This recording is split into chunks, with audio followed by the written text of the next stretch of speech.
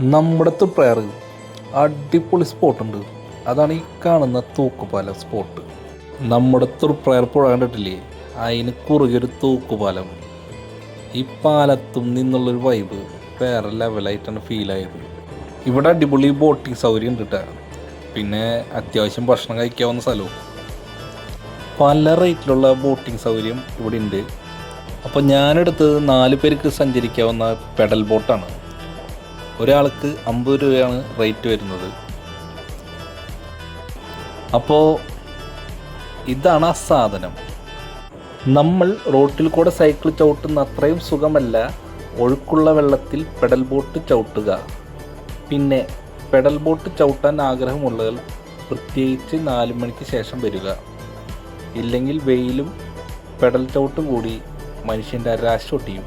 പിന്നെ pedal boat തരുന്ന ഫീലുണ്ടല്ലോ, അത് വേറെ ഒന്നാണ്. പ്രത്യേകിച്ച് നമ്മുടെ തൃപ്രയാർ പുഴയുടെ നടുക്കിൽ കൂടി. അപ്പോൾ വെക്കേഷനൊക്കെ വരല്ലേ, തൃപ്രയാർക്ക് അടിച്ച് കയറി വാ. ഇതൊക്കെ ഒരു വേറെ വൈബല്ലേ.